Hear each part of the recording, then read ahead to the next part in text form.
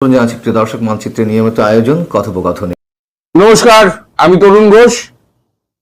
গতকালকে বলেছিলাম আমি আজকে শেখ হাসিনার ডিসেম্বরের মধ্যে প্রত্যাবর্তনের একটা ব্যবস্থা করছে সরকার।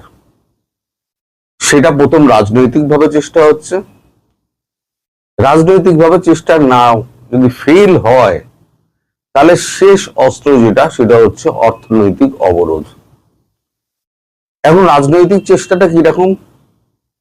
ধরুন, বাংলাদেশের বিএনপি বলুন, জামাত বলুন, সবাই কিন্তু তলায় তলায় ভারতের সঙ্গে যোগাযোগটা রাখছে।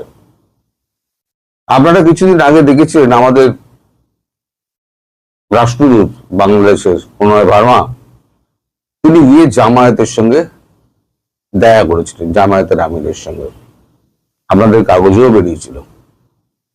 জামায়াত কিন্তু এখানেও ভারতবর্ষ প্রতিনিধি দল পাঠিয়েছিল। এখন বিএনপি যে এইটা করতে পারে, সেটা কিন্তু ভারতবর্ষের একটা আন্দাজের মধ্যে ছিল যে বিএনপি ক্ষমতায় বসে চোখ উল্টে দিতে পারে।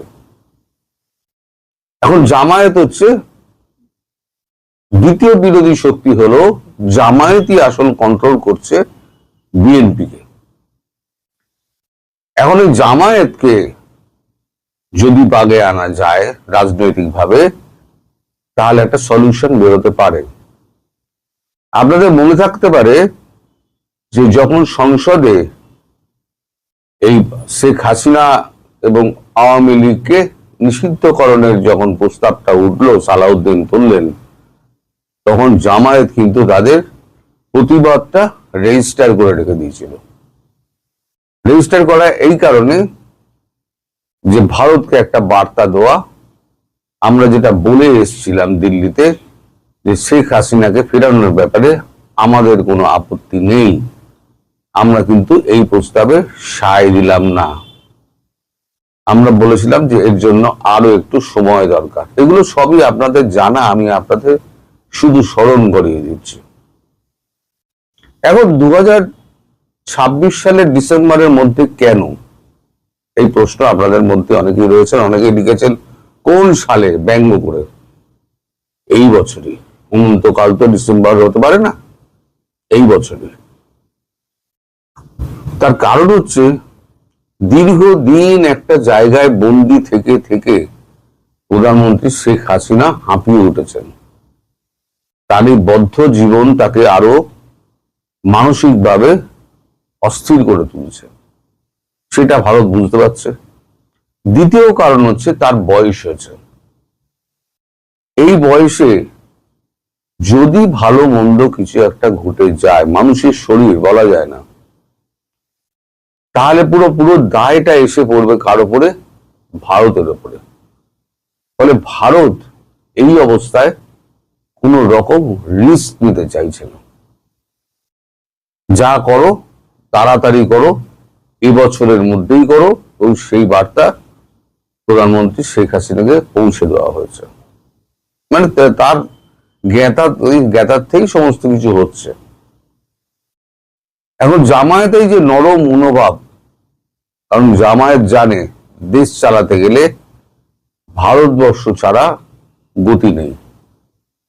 জামায়াত তার জন্য তার যে কর্মীদের আছে, তারা এই ভারত বিরোধী যে বক্তব্যগুলো আছে, সেগুলোই কিন্তু অনেকদিন আগেই বন্ধ করে দিয়েছে। ভারতের কথা শুনে যে দুটো রকম কাজ চলবে না। এক, আপনারা আপনার সঙ্গে যোগাযোগ করবেন, এবং আরেক দিকে আপনারা ভারত বিরোধিতা বক্তব্য রাখবেন। দুটো একসঙ্গে চলতে পারে না। একই রেল লাইনে দুটো গাড়ি চলতে পারে না। একটা উল্টোমুখী আর একটা সিধেমুখী গাড়ি দুটো একটা লাইনে চলতে পারে না। ফলে আপনাদের এই বিরোধিতা থেকে সরে আসতে হবে। জামায়াত কিন্তু কথা রেখেছে। এবং আমাদের যে রাষ্ট্রদূত প্রণয় ভার্মা, তার সঙ্গে যে বৈঠকটা হয়েছে, সেই বৈঠকে জামায়াতের আমির নিশ্চিত করেছেন যে শেখ হাসিনার মানে বাংলাদেশে ফেরার পথ, ভারতবর্ষ থেকে ফেরার পথ, তারা মসৃণ করার জন্য যা যা করার তারা করবে। তাদের সব কর্মী বিএনপি পাশে না থাকলেও তাদের সব কর্মীরা থাকবে। এর জন্য কি হচ্ছে, এখন প্রণয় বার্মাকে সরিয়ে সেখানে আপাতত একজন অন্য রাষ্ট্রদূত নিয়োগ করা হচ্ছে। দুজনের নাম শোনা যাচ্ছে, আরিফ মোহাম্মদ খান এবং এম.জে. আকবর। আরিফ মোহাম্মদ খানকে তার ব্যাকগ্রাউন্ড হচ্ছে তিনি একসময় কংগ্রেসে ছিলেন, চূড়ান্ত হিন্দুত্ববাদী এবং মোদীর অত্যন্ত ঘনিষ্ঠ ব্যক্তি। তিনি কিন্তু বিজেপিতে জয়েন করেননি। তার একটা নীতি আছে, আমি দল ভেঙে আমি অন্য দলে যাব না, আমি একা একাই থাকবো, রাজনীতি ছেড়ে দেবো। তাকে একটা রাজ্যের রাষ্ট্রদূত করা হয়েছিল, এই মুহূর্তে আমার মনে পড়ছে না কোন রাজ্যের রাষ্ট্রের রাষ্ট্রদূত করা হয়েছিল, তো ভুলে গেছি সেটা, না রাজ্যপাল করা, কোন রাজ্যের একটা রাজ্যপাল করা হয়েছিল। আর এম.জে. আকবর হচ্ছেন একজন কলামিস্ট, সাংবাদিক, লেখক এবং বুদ্ধিজীবী। এই এম.জে. আকবরের অধীনে কিন্তু আমি কাজ করেছি। অত্যন্ত পণ্ডিত মানুষ, বাংলা, হিন্দি, ইংরেজি, উর্দু সব কটা দিয়ে তিনি সাবলীল এবং লিখতে ও পড়তে দুটোই পারেন। আপনি যে ভাষায় তার সঙ্গে কথা বলবেন উনি সে ভাষাতেই তাকে জবাব দেবেন এবং অত্যন্ত বিনয়ী এবং প্রত্যেকটা মানুষের প্রতি তিনি শ্রদ্ধাশীল। এই দুজনের মধ্যে একজনকে আপাতত বাছার কাজ চলছে। এছাড়া এই পথ যদি কোনোভাবে বিঘ্নিত হয় তাহলে এখন পৃথিবীর যা অবস্থা এবং ইরান যেভাবে উঠে পড়ে লেগেছে, আমি বলেছিলাম না হনুমানের লেজে আগুন দেবেন না, হনুমান কিন্তু লঙ্কা ছাড়খাড় করে দিয়েছিল, আর ইরান কি করলো, পুরো মধ্যপ্রাচ্য ছাড়খাড় করে দিল। এখন অনেক চুক্তির কথা শোনা যাচ্ছে, শান্তি সমঝোতার কথা শোনা যাচ্ছে, কিন্তু বিশ্বাস করুন কোন শান্তি সমঝোতা এখানে কাজ করবে না। আমেরিকাকে গ্যারান্টি দিতে হবে, যতক্ষণ না আমেরিকা গ্যারান্টি দিচ্ছে যে তারা দ্বিতীয়বার হামলা চক্রান্ত করবে না এবং তাদের আভ্যন্তরীণ ব্যাপারে মাথা গলাবে না, ততদিন পর্যন্ত ইরান কিন্তু থামবে না। আর ইরান জয় করা অত সহজ নয়, প্রথম দিন থেকে আমি বলে আসছি, আপনারা সাক্ষী, তারই প্রতিফলন এখন দেখতে যাচ্ছেন। ঠিক আছে, এখন বাংলাদেশের খবরে ফিরি। এখন হরমুজ প্রণালী পুরোটাই ইরানের হাতে।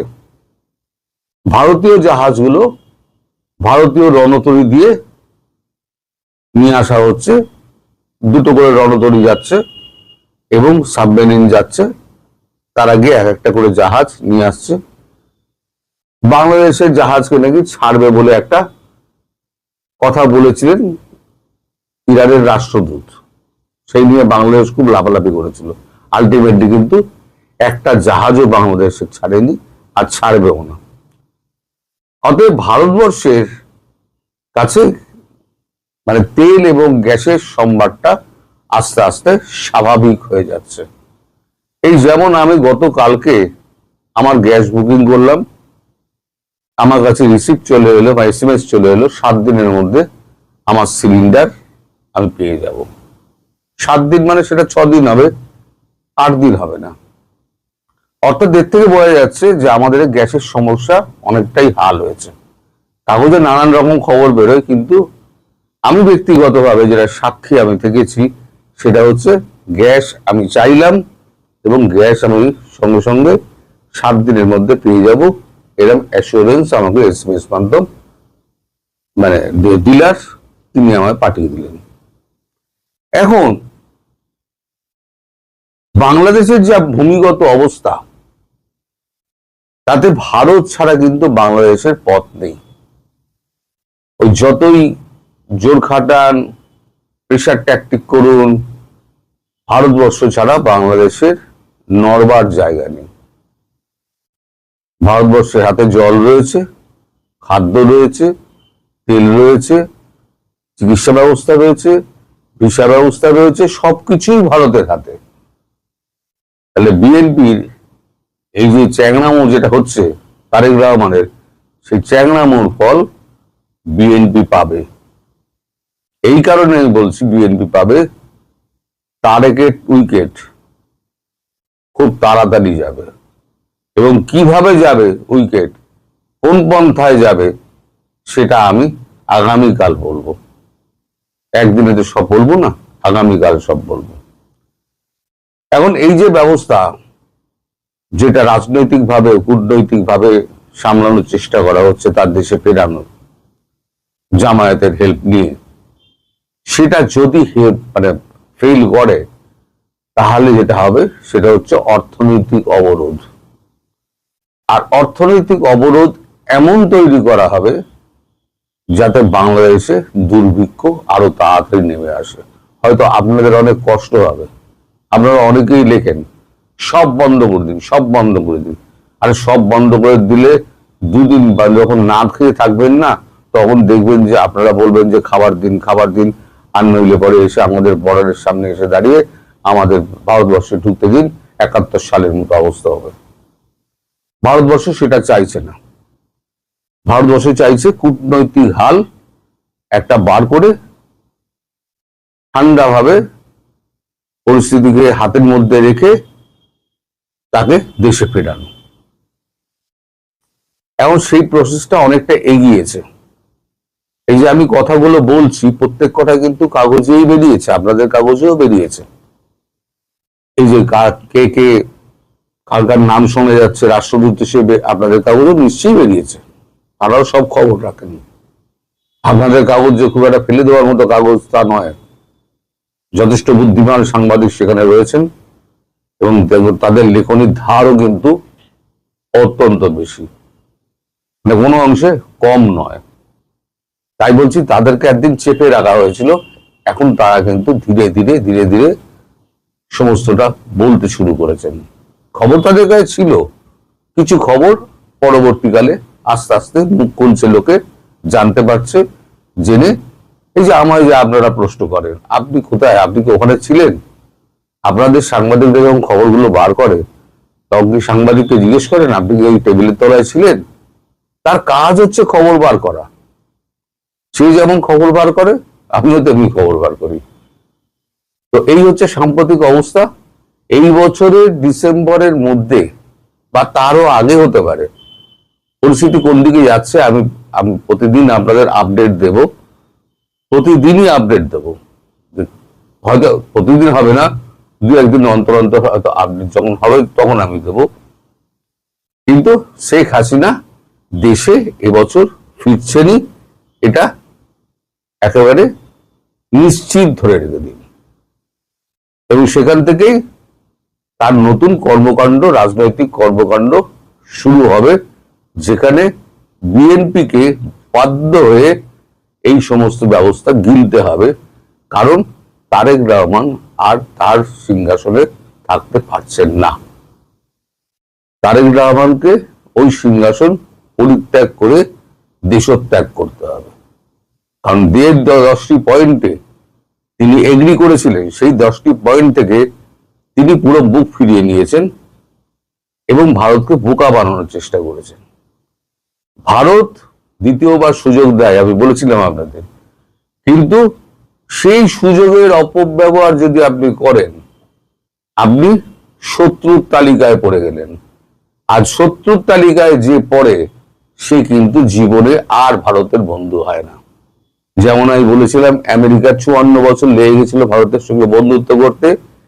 এই যে ঘটনাটাও ট্রাম্প করলেন, এবার 108 বছর লাগবে আবার আমেরিকা ভারত কাছাকাছি আসতে।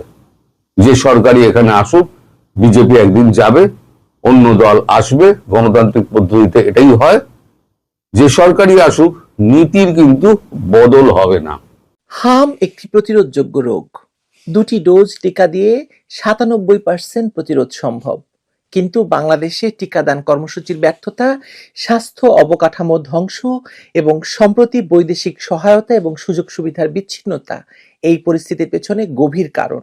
যে সরকার হামের বিপদকে উপেক্ষা করে আওয়ামী লীগের বিরুদ্ধে অভিযান চালাচ্ছে, সেই সরকার আসলে জনগণের শাসন কায়েম করেনি, বরং তারেক রহমানের সরকার একটি অবৈধ ক্ষমতা ধরে রাখার প্রয়াসে জনস্বাস্থ্যকে সর্বোচ্চ রাজনৈতিক প্রাথমিকতা বা প্রাধান্য থেকে সরিয়ে দিয়েছে। এই অবস্থায় শিশু মৃত্যু কেবল একটি স্বাস্থ্য সংকট নয়, এটি একটি রাজনৈতিক অপরাধের সরাসরি ফলাফল।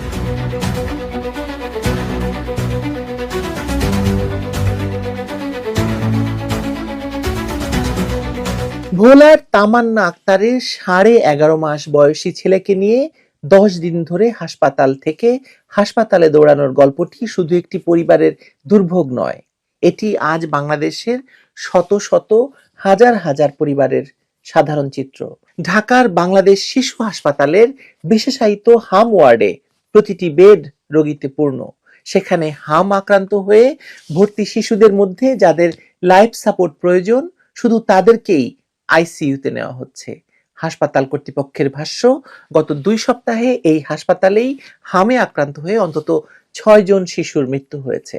স্বাস্থ্য অধিদপ্তরের তথ্য মতে 15 মার্চ থেকে এখনো পর্যন্ত নিশ্চিতভাবে হামে মারা গেছে 23 জন, সন্দেহজনক মৃত্যু 138। কিন্তু বেসরকারি সূত্রগুলো বলছে হামে আক্রান্ত শিশু মৃত্যুর সংখ্যা 300 ছাড়িয়ে যেতে পারে। গত 26 দিনে হাম ও এ রোগের উপসর্গ নিয়ে বিভিন্ন হাসপাতালে চিকিৎসা নিয়েছে 14,561 শিশু। তাদের মধ্যে 166 জনের মৃত্যু হয়েছে। হাম শনাক্ত হয়েছে 2,241 জনের। ঢাকা, রাজশাহী, সিলেট, ফরিদপুর, ময়মনসিংহ, সারা দেশেই হামের প্রাদুর্ভাব উদ্বেগজনক হারে বেড়েছে। হাসপাতালগুলোতে আইসিইউ বেডের ভীষণ সংকট, পর্যাপ্ত বেড নেই বলে প্রতিদিন অনেক শিশুকে চিকিৎসা না দিয়েই ফেরত পাঠাতে হচ্ছে। চিকিৎসকরা হিমশিম খাচ্ছেন। এই হলো বাংলাদেশের স্বাস্থ্য ব্যবস্থার বর্তমান চিত্র। দেশের হাজার হাজার শিশুদের এই মৃত্যু যন্ত্রণার মাঝে সরকার কি করছে? সরকার ব্যস্ত আওয়ামী লীগকে সন্ত্রাস বিরোধী আইনে নিষিদ্ধ করে দেশের ন্যূনতম 40% মানুষের রাজনৈতিক প্রতিনিধিত্বকে অগ্রাহ্য করছে। বাংলাদেশ আওয়ামী লীগকে নিষিদ্ধ করার এই সিদ্ধান্তটি কোনো গণতান্ত্রিক সরকারের কাজ হতে পারে না। এটি সেই অবৈধ ইউনূস সরকারের বর্ধিত সংস্করণেরই একটি প্রকল্প কাজ, যে সরকার 2024 সালের আগস্টে দেশি বিদেশি ষড়যন্ত্রে জুলাই সন্ত্রাসের মাধ্যমে ক্ষমতা দখল করেছিল। আজকের তারেক রহমান সরকার সেই একই ধারাবাহিকতা বজায় রেখেছে। দেশের সংকটময় মুহূর্তে যখন শত শত হাজার হাজার শিশু হামের প্রাদুর্ভাবে মৃত্যুর কোলে ঢলে পড়ছে, তখন সরকারের অগ্রাধিকার হয়ে দাঁড়িয়েছে আওয়ামী লীগ নেতাকর্মীদের উপর দমন পীড়ন চালানো, দলটিকে নিষিদ্ধ করে রাজনৈতিক মাঠ খালি করার অপচেষ্টা, আওয়ামী লীগ নেতৃত্বকে গোপন জায়গা থেকে ধরে এনে আদালতে নিয়ে যেয়ে হেনস্থ করা এবং অপমান করা। হাসপাতালে শিশুদের জন্য পর্যাপ্ত আইসিইউ বেড তৈরি না করে, জরুরি টিকাদান কর্মসূচি জোরদার না করে সরকারি হিসাব গোপন করার চেষ্টা করছে সরকার। স্বাস্থ্য অধিদপ্তরের বিজ্ঞপ্তিতে মৃত্যুর সংখ্যা কমানোর চেষ্টা করা হচ্ছে, বাস্তবতা ঢাকতে নানা টালবাহানা করা হচ্ছে। একটি সরকারের প্রথম এবং প্রধান দায়িত্ব নাগরিকের জীবন রক্ষা করা, বিশেষ করে নিরীহ শিশুদের, যারা দেশের ভবিষ্যৎ। কিন্তু তারেক রহমানের সরকারের কাছে আওয়ামী লীগ ঠেকানোই প্রধান দায়িত্ব বলে মনে হচ্ছে। তারা ভুলে গেছে 2026 সালের সাজানো নির্বাচনে তারা যে 227টি আসনে জিতেছিল, সেই ভোটের বড় একটি অংশ এসেছে আওয়ামী লীগ সমর্থকদের কাছ থেকে, যারা জামায়াতকে ক্ষমতায় আসতে দিতে চায়নি। বিএনপি সেই জনসমর্থনকে ধন্যবাদ জানানোর বদলে প্রতিহিংসা রাজনীতিতে মেতে উঠেছে। তারা মনে করছে আওয়ামী লীগকে নিষিদ্ধ করে তারা রাজনৈতিক মাঠ খালি পেয়ে গেছে, কিন্তু মাঠ কখনো খালি থাকে না। যে আন্তর্জাতিক শক্তি বিএনপিকে ক্ষমতায় এনে বসিয়েছে, তারাই আবার আওয়ামী লীগকে ফিরিয়ে আনবে, সন্দেহ নেই। প্রতিহিংসা আরো প্রতিহিংসাকে ডেকে আনে। জুলাই সন্ত্রাসের পর দেশকে যারা বিপর্যয়ের দিকে ঠেলে নিয়ে গিয়েছিল, তারাই আজ আবারও সেই একই পথে হাঁটছে। শিশু মৃত্যুর মতো জাতীয় ট্র্যাজেডিকে উপেক্ষা করে তারা রাজনৈতিক প্রতিপক্ষ ঘায়েল করতে ব্যস্ত। দেশের অর্থনীতি ভেঙে পড়েছে, দ্রব্যমূল্য আকাশচুম্বী, লোডশেডিং নিয়মিত ঘটনা, তেলের জন্য মানুষ ঘন্টার পর ঘন্টা লাইনে দাঁড়িয়ে থাকে। কিন্তু সরকারের দৃষ্টি শুধু আওয়ামী লীগের দিকে। তারা ভাবছে আওয়ামী লীগ নিষিদ্ধ হলে সব সমস্যার সমাধান হয়ে যাবে।